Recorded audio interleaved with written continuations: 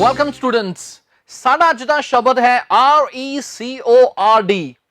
इसते दो उच्चारण हुंदे हन ते दोनों दे विच फर्क है। आओ आप देखिए, साडा फर्स्ट सेंटेंस है ही कैन ब्रेक सचिन्स, की कहोगे इस तो बाद? फिर है he has dash a new song. मैं समझाना हां RECORD ਨੂੰ ਅਸੀਂ ਇੱਕ ਤਾਂ ਕਹਿੰਦੇ ਹਾਂ ਰਿਕਾਰਡ, ਬਿਲਕੁਲ ਠੀਕ ਹੈ, ਜੋ ਕਿ ਆਪਾਂ ਆਮ ਤੌਰ ਤੇ ਕਹਿੰਦੇ ਹਾਂ ਰਿਕਾਰਡ।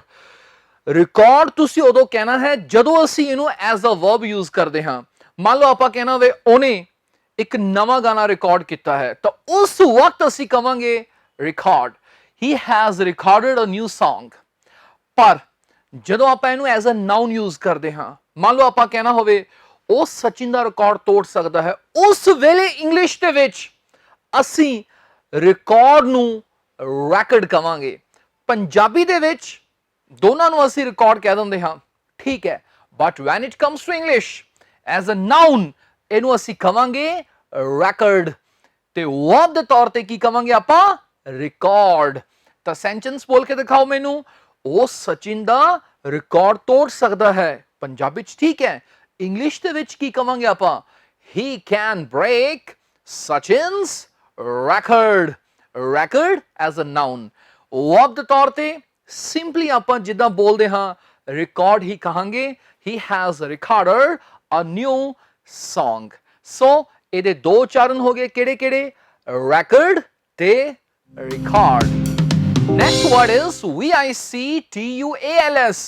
ਕੀ ਹੈ ਇਹਦਾ ਉਚਾਰਨ? ਦੇਖਣ ਚ ਲੱਗਦਾ ਹੈ victuals, ਪਰ ਨਹੀਂ, ਇਹਦਾ ਸਹੀ ਉਚਾਰਨ ਹੈ ਵਿਟਲਸ। ਜੀ ਹਾਂ, ਵਿਟਲਸ। ਧਿਆਨ ਨਾਲ ਸੁਣੋ, ਵਿਟਲਸ। ਨਾ ਤਾਂ ਇਹਦੇ ਵਿੱਚ ਅਸੀਂ ਸੀ ਬੋਲਣੀ ਹੈ, ਨਾ ਹੀ ਏਦਾਂ ਕਹਿਣਾ ਹੈ ਵਿਕਚੁਅਲਸ। ਨੋ, ਬੜਾ ਅਜੀਬ ਜਿਹਾ ਇਹਦਾ ਪ੍ਰੋਨੰਸੀਏਸ਼ਨ ਹੈ, ਇਹ ਹੈ ਵਿਟਲਸ। ਤੁਸੀਂ ਵੀ ਬੋਲੋ ਇੱਕ ਵਾਰ, ਕੀ ਹੈ? ਬੋਲੋ ਵਿਟਲਸ, ਵਿਟਲਸ ਤੇ ਵਿਟਲਸ।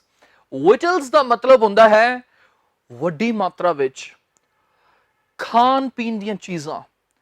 ਤੁਸੀਂ ਇੱਕ ਵਾਰ ਇਹਦਾ ਮਤਲਬ ਇਹ ਲਿਖ ਲਓ, ਫੂਡ ਐਂਡ ਡਰਿੰਕ। ਲਿਖ ਲਓ, ਸ਼ਾਬਾਸ਼, ਫੂਡ ਐਂਡ ਡਰਿੰਕ। ਜੇ ਆਪਾਂ ਡਿਕਸ਼ਨਰੀ ਦੇ ਮੁਤਾਬਕ ਚੱਲੀਏ ਤਾਂ ਫੂਡ ਐਂਡ ਡਰਿੰਕ ਸਿੱਧਾ ਲਿਖਿਆ ਹੁੰਦਾ ਉੱਥੇ, ਫੂਡ ਐਂਡ ਡਰਿੰਕ। ਪਰ ਯਾਦ ਰੱਖੋ ਇਹਦਾ ਮਤਲਬ ਹੁੰਦਾ ਹੈ ਵੱਡੀ ਮਾਤਰਾ ਵਿੱਚ ਖਾਣ ਪੀਣ ਦੀ ਸਮੱਗਰੀ, ਖਾਣ ਪੀਣ ਦੀਆਂ ਚੀਜ਼ਾਂ। ਜਿਵੇਂ ਕਿ ਇੱਕ ਸੈਂਟੈਂਸ ਸਾਡੇ ਕੋਲੇ ਦੇਖੋ, ਇਟਸ ਅਨਫੋਰਚੂਨੇਟ ਡੈਟ, ਇਹ ਇੱਕ मनभागी गल है, अनफॉर्चुनेट है कि विटल्स, विचुअल्स नहीं, की कहना है victuals are usually wasted in wedding parties.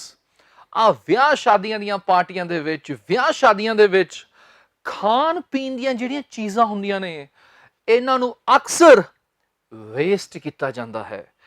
ਤਾਂ ਵੱਡੀ ਗਿਣਤੀ ਦੇ ਵਿੱਚ ਜਿਹੜੀਆਂ ਖਾਣ ਪੀਣ ਦੀਆਂ ਚੀਜ਼ਾਂ ਹੁੰਦੀਆਂ ਨੇ, ਉਹਨਾਂ ਨੂੰ ਅਸੀਂ ਕਹਿੰਦੇ ਹਾਂ ਵਿਟਲਸ।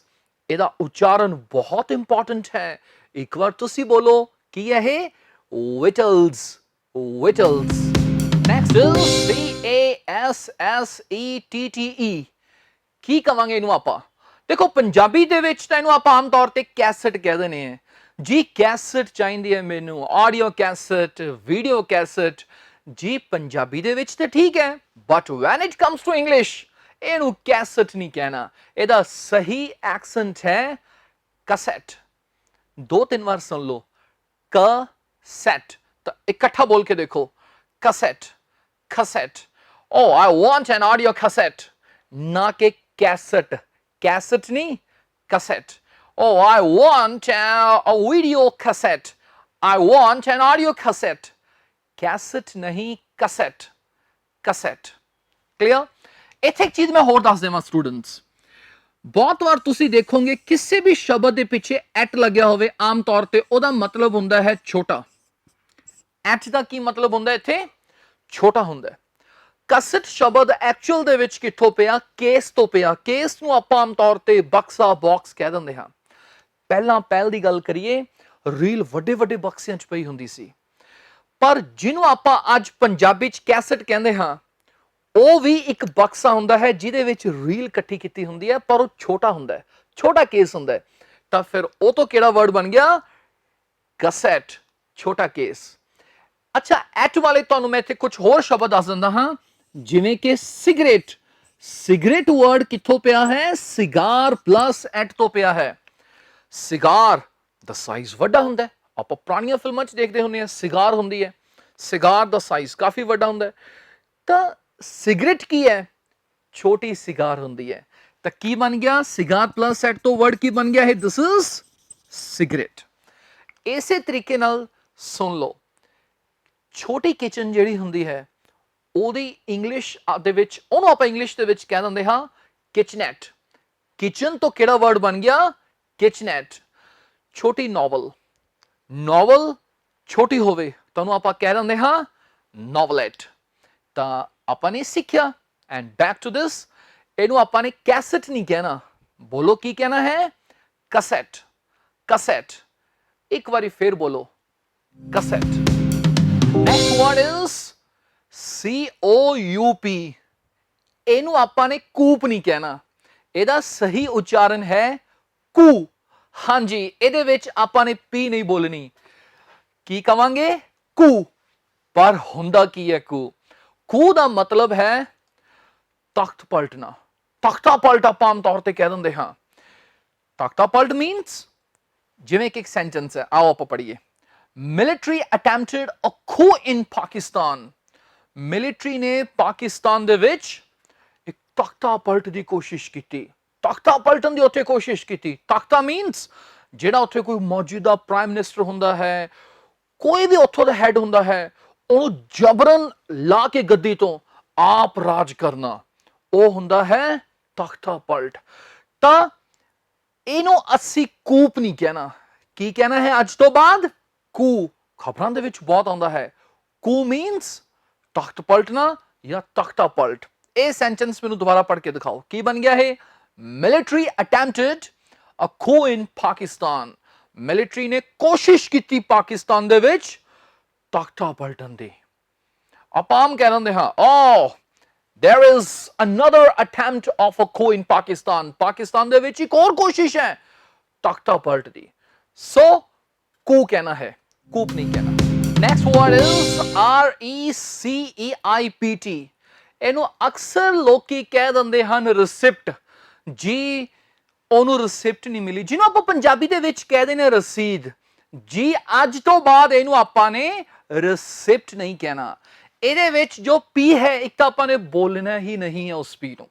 ਇਹਨੂੰ ਰਿਸਿਪਟ ਕਹਿਣ ਦੀ ਬਜਾਏ ਆਪਾਂ ਕਵਾਂਗੇ ਰਸੀਟ।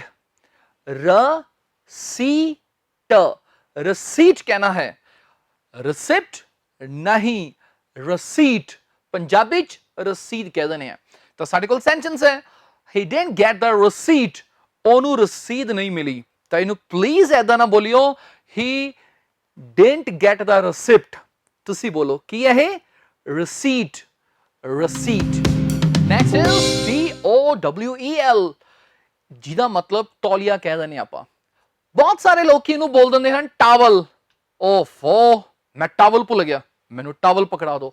ਜੀ ਇਹਨੂੰ ਆਪਾਂ ਨੇ ਇੰਗਲਿਸ਼ ਦੇ ਵਿੱਚ ਟਾਵਲ ਨਹੀਂ ਕਹਿਣਾ, ਐਦਾਂ ਨਹੀਂ ਯੂਜ਼ ਕਰਨਾ, ਇਹਨੂੰ ਆਪਾਂ ਬੋਲਣਾ ਟਾਵਲ। ਇਹਨੂੰ ਧਿਆਨ ਨਾਲ ਸੁਣੋ ਕੀ ਹੈ। This is tall। tall। clear? ਜਾਂਦੇ ਸਟੂਡੈਂਟ ਸਪੋਕਨ ਇੰਗਲਿਸ਼ ਸੈਂਟੈਂਸਸ ਦੀ ਤਰਫ। ਅੱਜ ਆਪਾਂ ਉਹ ਚੀਜ਼ਾਂ ਪੜਾਂਗੇ ਜੋ ਬੋਲਦੇ ਵਕਤ ਇੰਗਲਿਸ਼ ਦੇ ਵਿੱਚ ਉਹਨਾਂ ਦੀ ਇੰਗਲਿਸ਼ ਬਣਾਉਣ ਲਈ ਅਸੀਂ ਅਟਕ ਜਾਂਦੇ ਹਾਂ। ਜਿਵੇਂ ਕਿ ਮੰਨ ਲਓ ਆਪਾਂ ਇਹ ਕਹਿਣਾ ਹੋਵੇ, ਯਾਰ ਇਸ ਵਿੱਚ ਬਿਲਕੁਲ ਵੀ ਸ਼ੱਕ ਨਹੀਂ, ਇਸ ਵਿੱਚ ਜਮਾ ਵੀ ਸ਼ੱਕ ਨਹੀਂ। ਦੇਖੋ, ਜੇ ਤਾਂ ਆਪਾਂ ਕਹਿਣਾ ਵੀ ਇਸ ਵਿੱਚ ਸ਼ੱਕ ਨਹੀਂ ਤਾਂ ਆਪਾਂ ਕਵਾਂਗੇ there is no doubt। ਪਰ ਜੇ ਆਪਾਂ ਕਹਿਣਾ ਵੀ ਇਸ ਵਿੱਚ ਬਿਲਕੁਲ ਵੀ ਸ਼ੱਕ ਨਹੀਂ, ਫਿਰ ਇੱਕੋ ਦਮ ਕਈ ਵਾਰ ਸਾਡੇ ਤੋਂ ਬਣਦੀ ਨਹੀਂ ਇੰਗਲਿਸ਼। ਤੇ ਵਧੀਆ ਤਰੀਕੇ ਨਾਲ ਅਸੀਂ ਕੀ ਕਹਿ ਸਕਦੇ ਹਾਂ? ਆਪਾਂ ਕਹਿਣਾ ਹੋਵੇ ਨਾ, ਯਾਰ ਇਸ ਵਿੱਚ ਤਾਂ ਬਿਲਕੁਲ ਵੀ ਸ਼ੱਕ ਨਹੀਂ, ਤਾਂ ਇਹਨੂੰ ਵਧੀਆ ਤਰੀਕੇ ਨਾਲ ਆਪਾਂ ਕਹਿ ਸਕਦੇ ਹਾਂ, there is not even an iota of doubt। ਹੁਣ ਮੈਂ ਕੀ ਬੋਲਿਆ ਹੈ, ਆਓ ਆਪਾਂ ਲਿਖ ਕੇ ਦੇਖੀਏ, ਪ੍ਰੈਕਟਿਸ ਕਰੀਏ। ਲਿਖੋ, there is, ਇੱਕ ਤਾਂ ਇਹਨੂੰ ਆਪਾਂ ਨੇ there ਨਹੀਂ ਕਹਿਣਾ। ਕੀ ਕਹਿਣਾ ਹੈ? there। there is not even an iota of doubt। ਇਹ ਆਪਾਂ ਅੱਜ ਨਵੀਂ ਚੀਜ਼ ਸਿੱਖੀ। ਦੇਖੋ, ਜਿਹੜਾ ਇਹ ਸ਼ਬਦ ਹੈ ਆਇਓਟਾ, ਇਹ ਮੈਥਸ ਵਿੱਚ ਵੀ ਆਉਂਦਾ ਹੈ, -1 ਦਾ ਅੰਡਰ ਰੂਟ ਹੁੰਦਾ ਹੈ, ਲੇਕਿਨ ਇੰਗਲਿਸ਼ ਦੇ ਵਿੱਚ ਆਇਓਟਾ ਦਾ ਮਤਲਬ ਹੁੰਦਾ ਹੈ a very small amount, a very small amount. ਤੁਹਾਨੂੰ ਡਾਊਟ ਦੇ ਨਾਲ ਇਹ ਕਾਫੀ ਲੱਗਿਆ ਮਿਲੇਗਾ।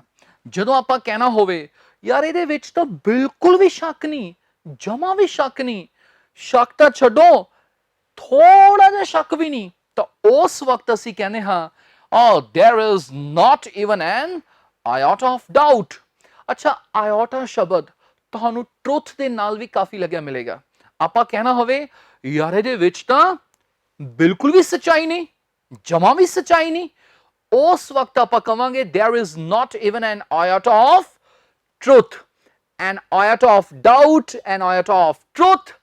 ਕਾਫੀ ਤੁਹਾਨੂੰ ਸਪੋਕਨ ਇੰਗਲਿਸ਼ ਦੇ ਵਿੱਚ ਮਿਲਣਗੇ। ਤਾਂ ਇੱਕ ਵਾਰ ਮੈਨੂੰ ਇਹ ਸੈਂਟੈਂਸ ਬੋਲ ਕੇ ਦਿਖਾਓ। There is not even an iota of doubt, ਇਸ ਵਿੱਚ ਬਿਲਕੁਲ ਵੀ ਸ਼ੱਕ ਨਹੀਂ। ਨੈਕਸਟ ਸੈਂਟੈਂਸ ਹੈ ਤੁਸੀਂ ਮੂੰਹ ਕਿਉਂ ਲਟਕਾ ਰੱਖਿਆ ਹੈ। ਮੈਂ ਤੁਹਾਨੂੰ ਨਹੀਂ ਕਹਿ ਰਿਹਾ, ਸੈਂਟੈਂਸ ਹੈ। ਆਪਾਂ ਕਈ ਵਾਰ ਆਮ ਕਹਿੰਦੇ ਹਾਂ ਸਪੋਕਨ ਦੇ ਵਿੱਚ ਯਾਰ ਤੁਸੀਂ ਮੂੰਹ ਕਿਉਂ ਲਟਕਾ ਰੱਖਿਆ ਹੈ, ਤੂੰ ਮੂੰਹ ਕਿਉਂ ਲਟਕਾ ਰੱਖਿਆ ਹੈ, ਕੀ ਗੱਲ ਹੋ ਗਈ। ਤਾਂ ਜੇ ਆਪਾਂ ਕਹਿਣਾ ਹੋਵੇ ਤੁਸੀਂ ਮੂੰਹ ਕਿਉਂ ਲਟਕਾ ਰੱਖਿਆ ਹੈ, ਤਾਂ ਉਹਨੂੰ ਆਪਾਂ ਇੰਗਲਿਸ਼ ਦੇ ਵਿੱਚ ਕੀ ਕਵਾਂਗੇ। ਮੂੰਹ ਲਟਕਾਉਣ ਦੀ ਇੰਗਲਿਸ਼ ਹੁੰਦੀ ਹੈ ਪੁੱਲ ਅ ਲੌਂਗ ਫੇਸ, ਪੁੱਲ ਅ ਲੌਂਗ ਫੇਸ। ਆਓ ਆਪਾਂ ਸੈਂਟੈਂਸ ਬਣਾਈਏ, ਤੁਸੀਂ ਮੂੰਹ ਕਿਉਂ ਲਟਕਾ ਰੱਖਿਆ ਹੈ। ਕੁਐਸਚਨ ਵਾਲਾ ਤਾਂ ਆਪਾਂ ਕਵਾਂਗੇ why have you, why have you, okay, why have you, have to my third form, why have you pulled, P-U-L-L-E-D, why have you pulled a long face, why have you pulled a long face means ਤੁਸੀਂ ਮੂੰਹ ਕਿਉਂ ਲਟਕਾ ਰੱਖਿਆ ਹੈ। ਆਪਾਂ ਕਹਿਣਾ ਹੋਵੇ ਯਾਰ ਮੈਂ ਨਹੀਂ ਮੂੰਹ ਲਟਕਾਇਆ ਹੋਇਆ, oh I haven't pulled a long face, oh she has pulled a long face। pull a long face means ਮੂੰਹ ਲਟਕਾਉਣਾ। ਅਗਲਾ ਸੈਂਟੈਂਸ ਹੈ ਜੇ ਆਪਾਂ ਕਹਿਣਾ ਹੋਵੇ ਯਾਰ ਉਹ ਤਾਂ ਸਾਡੇ ਨਾਲ ਨਾਰਾਜ਼ ਨੇ। ਨਾਰਾਜ਼ ਮੀਨਸ ਖਫਾ ਨੇ। ਪੰਜਾਬੀ ਦੇ ਵਿੱਚ ਆਪਾਂ ਤੜਿੰਗ ਵੀ ਕਹਿ ਦਿੰਦੇ ਆ। ਮੰਨ ਲਓ ਆਪਾਂ ਕਹਿਣਾ ਹੋਵੇ ਯਾਰ ਅਸੀਂ ਉਹਨਾਂ ਨੂੰ ਵਿਆਹ ਦੇ ਵਿੱਚ ਨਹੀਂ ਸੱਦਿਆ, ਬਸ ਉਦੋਂ ਤੋਂ ਸਾਡੇ ਨਾਲ ਉਹ ਤੜਿੰਗ ਨੇ, ਨਾਰਾਜ਼ ਨੇ, ਖਫਾ ਨੇ। ਤਾਂ ਇਹਦੇ ਲਈ ਵਧੀਆ ਸ਼ਬਦ ਕੀ ਹੈ। ਜਦੋਂ ਆਪਾਂ ਕਹਿਣਾ ਵੇ ਸਾਡੇ ਨਾਲ ਤਾਂ ਖਫਾ ਨੇ, ਨਾਰਾਜ਼ ਨੇ, ਤੜਿੰਗ ਨੇ, ਤਾਂ ਉਹਦੇ ਲਈ ਇੰਗਲਿਸ਼ ਦੇ ਵਿੱਚ ਇੱਕ ਵਰਡ ਹੁੰਦਾ ਹੈ ਮਿਫਟ। ਮਿਫਟ, M-I-F-F-E-D। ਜਦੋਂ ਕੋਈ ਇਨਸਾਨ ਕਿਸੇ ਨਾਲ ਮਿਫਟ ਹੋਵੇ ਉਹਦੇ ਨਾਲ ਨਾਰਾਜ਼ ਹੁੰਦਾ ਹੈ। ਆਓ ਆਪਾਂ ਸੈਂਟੈਂਸ ਬਣਾਈਏ, ਉਹ ਸਾਡੇ ਨਾਲ ਨਾਰਾਜ਼ ਹਨ। ਜੇ ਆਪਾਂ ਸਿਰਫ ਇੰਨਾ ਸੈਂਟੈਂਸ ਬਣਾਉਣਾ ਹੋਵੇ ਤਾਂ ਆਪਾਂ ਕਵਾਂਗੇ ਦੇ ਆਰ, ਉਹ ਕੀ ਹਨ, ਮਿਫਟ ਵਿਦ ਅਸ। ਜਦੋਂ ਕੋਈ ਇਨਸਾਨ ਕਿਸੇ ਨਾਲ ਮਿਫਟ ਹੋਵੇ ਇਹਦਾ ਮਤਲਬ ਉਹ ਉਹਦੇ ਤੋਂ ਖਫਾ ਹੁੰਦਾ ਹੈ। ਸੋ ਖਫਾ, ਨਾਰਾਜ਼, ਤੜਿੰਗ ਆਪਾਂ ਆਪਣੀ ਪੰਜਾਬੀ ਦੇ ਵਿੱਚ ਕਹਿ ਦਿੰਦੇ ਹਾਂ। ਸੋ ਮਿਫਟ ਮੀਨਸ ਖਫਾ। ਆਪਾਂ ਹਮ ਕਹਿ ਦਿੰਦੇ ਹਾਂ why are you miffed with me, ਯਾਰ ਤੂੰ ਮੇਰੇ ਨਾਲ ਕਿਉਂ ਤੜਿੰਗ ਹੈ, ਮੇਰੇ ਨਾਲ ਤੂੰ ਕਿਉਂ ਖਫਾ ਹੈ। ਤਾਂ ਬੋਲ ਕੇ ਦਿਖਾਓ ਖਫਾ ਦੀ ਇੰਗਲਿਸ਼ ਕੀ ਆ ਗਈ, ਮਿਫਟ। ਅਗਲਾ ਸੈਂਟੈਂਸ ਹੈ ਮੇਰੀਆਂ ਕੋਸ਼ਿਸ਼ਾਂ ਵਿਅਰਥ ਚਲੀਆਂ ਗਈਆਂ। ਮੇਰੀਆਂ ਕੋਸ਼ਿਸ਼ਾਂ ਵਿਅਰਥ ਚਲੀਆਂ ਗਈਆਂ। ਦੇਖੋ ਵਿਅਰਥ ਚਲੇ ਜਾਣ ਦੀ ਇੰਗਲਿਸ਼ ਇੱਕ ਤਾਂ ਹੁੰਦੀ ਹੈ ਗੋ ਵੇਸਟ, ਹਰ ਇੱਕ ਨੂੰ ਆਉਂਦਾ ਹੈ। ਆਓ ਵਧੀਆ ਸਪੋਕਨ ਇੰਗਲਿਸ਼ ਦੇ ਲਈ ਆਪਾਂ ਦੇਖੀਏ ਕਿ ਗੋ ਵੇਸਟ ਦੀ ਬਜਾਏ ਆਪਾਂ ਕੀ ਕੁਝ ਕਹਿ ਸਕਦੇ ਹਾਂ। ਤੁਹਾਨੂੰ ਮੈਂ ਇੱਥੇ ਦੋ ਐਕਸਪ੍ਰੈਸ਼ਨ ਸਿਖਾਉਂਦਾ ਹਾਂ ਗੋ ਵੇਸਟ ਦੀ ਬਜਾਏ। ਨੰਬਰ 1 ਗੋ ਇਨ ਵੇਨ, ਗੋ ਇਨ ਵੇਨ। ਤੇ ਨੈਕਸਟ ਹੈ ਗੋ ਫਿਟਾਈਲ। ਫਿਟਾਈਲ ਦਾ ਮਤਲਬ ਹੁੰਦਾ ਹੈ ਵਿਅਰਥ। ਗੋ ਫਿਟਾਈਲ, ਵਿਅਰਥ ਚਲਿਆ ਜਾਣਾ। ਗੋ ਇਨ ਵੇਨ ਮੀਨਸ ਵਿਅਰਥ ਚਲਿਆ ਜਾਣਾ। ਮੇਰੀਆਂ ਕੋਸ਼ਿਸ਼ਾਂ ਵਿਅਰਥ ਚਲੀਆਂ ਗਈਆਂ ਹਨ। ਸੋ ਜਦੋਂ ਕਿਸੇ ਦੀਆਂ ਕੋਸ਼ਿਸ਼ਾਂ, ਉਹਦਾ ਪੈਸਾ ਵਿਅਰਥ ਚਲਿਆ ਜਾਵੇ, ਕੋਸ਼ਿਸ਼ਾਂ ਲਈ ਆਪਾਂ ਸੈਂਟੈਂਸ ਬਣਾ ਰਹੇ ਹਾਂ ਤਾਂ ਅਕਸਰ ਆਪਾਂ ਗੋ ਇਨ ਵੇਨ ਜਾਂ ਗੋ ਫਿਟਾਈਲ ਯੂਜ਼ ਕਰਨਾ ਹੈ ਸਪੋਕਨ ਇੰਗਲਿਸ਼ ਦੇ ਲਈ।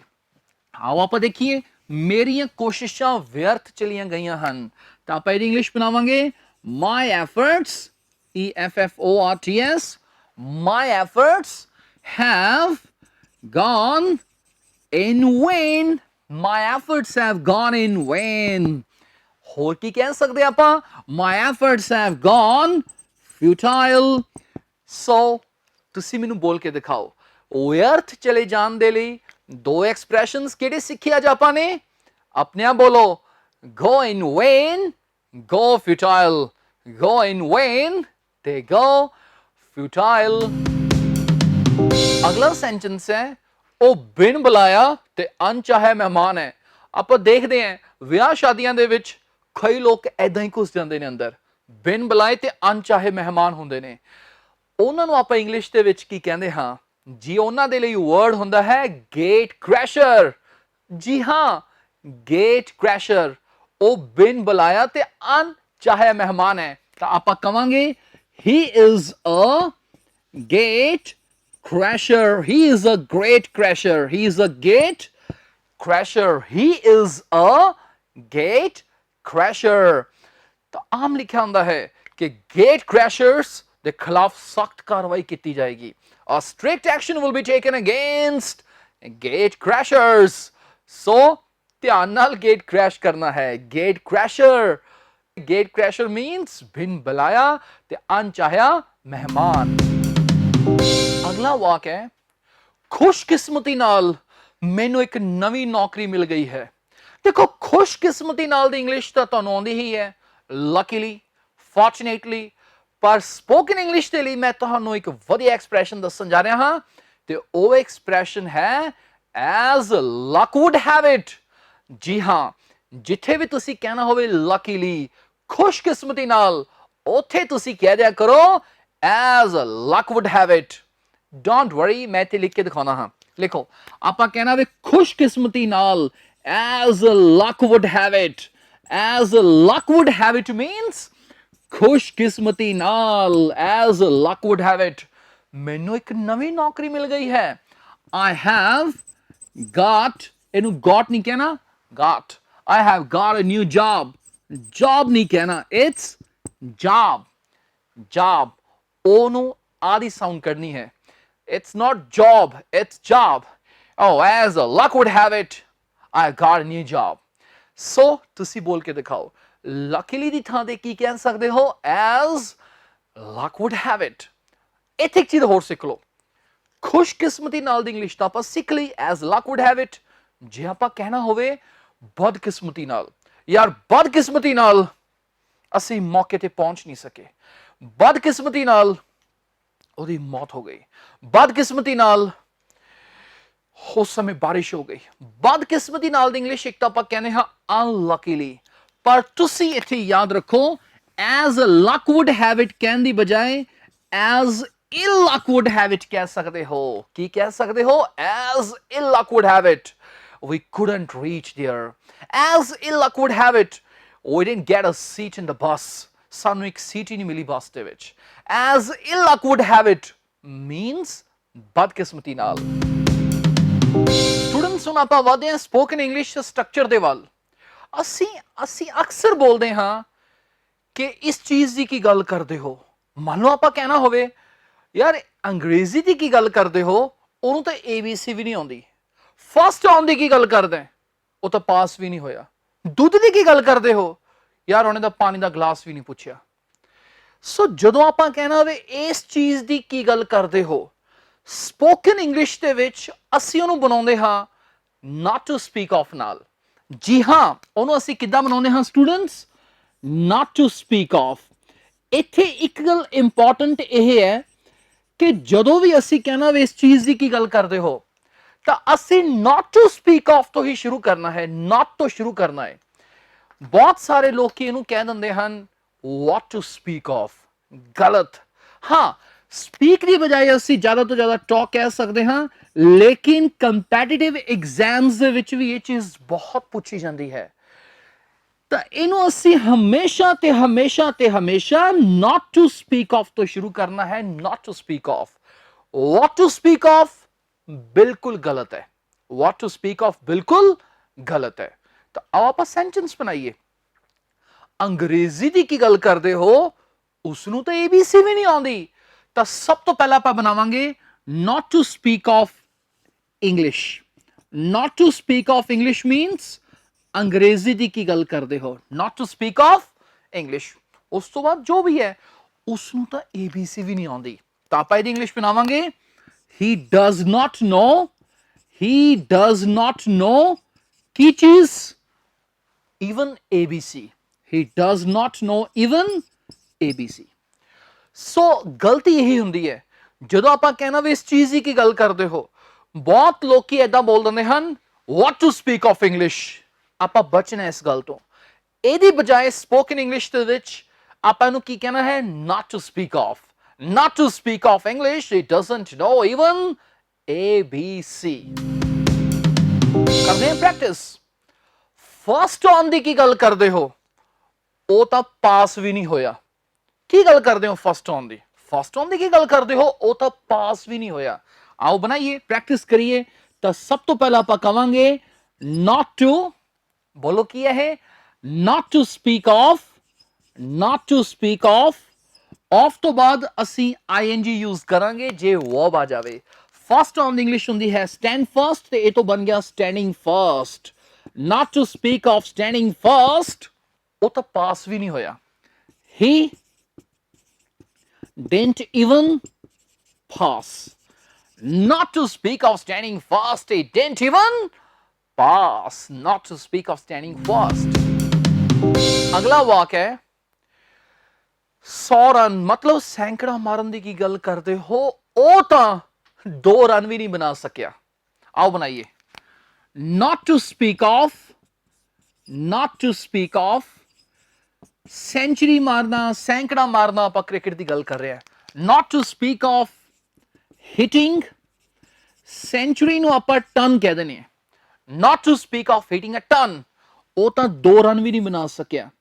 ਸਕਿਆ means he couldn't score even 2 runs, ਉਹ ਤਾਂ 2 ਰਨ ਵੀ ਨਹੀਂ ਬਣਾ ਸਕਿਆ। he couldn't score even 2 runs। ਸੋ ਇੱਕ ਵਾਰ ਤੁਸੀਂ ਬੋਲ ਕੇ ਦਿਖਾਓ, not to speak of hitting a ton, ton means century, he couldn't score even 2 runs। Canada ਦੀ ਕੀ ਗੱਲ ਕਰਦੇ ਹੋ, ਉਹ ਤਾਂ ਕਦੇ ਆਪਣੇ ਪਿੰਡ ਤੋਂ ਬਾਹਰ ਵੀ ਨਹੀਂ ਗਿਆ ਹੈ। ਆਓ ਬਣਾਈਏ, ਕੈਨੇਡਾ ਦੀ ਕੀ ਗੱਲ ਕਰਦੇ ਹੋ, ਤਾਂ ਇਹਦੀ ਇੰਗਲਿਸ਼ ਬਣਾਵਾਂਗੇ ਸਟੂਡੈਂਟਸ ਆਪਾਂ not to speak of Canada, not to speak of Canada means Canada ਦੀ ਕੀ ਗੱਲ ਕਰਦੇ ਹੋ, ਉਹ ਤਾਂ ਕਦੇ ਆਪਣੇ ਪਿੰਡ ਤੋਂ ਵੀ ਬਾਹਰ ਨਹੀਂ ਗਿਆ ਹੈ। ਪ੍ਰੈਜ਼ੈਂਟ ਪਰਫੈਕਟ ਆਪਾਂ ਕਵਾਂਗੇ he has never gone outside his village, he has never gone outside his village। so not to speak of means ਇਸ ਚੀਜ਼ ਦੀ ਕੀ ਗੱਲ ਕਰਦੇ ਹੋ। ਆਪਾਂ ਆਮ ਕਹਿ ਦਿੰਦੇ ਹਾਂ ਦੁੱਧ ਦੀ ਕੀ ਗੱਲ ਕਰਦੇ ਹੋ, not to speak of milk, he didn't ask even for a glass of water, ਪਾਣੀ ਵੀ ਨਹੀਂ ਪੁੱਛਿਆ ਉਹਨੇ।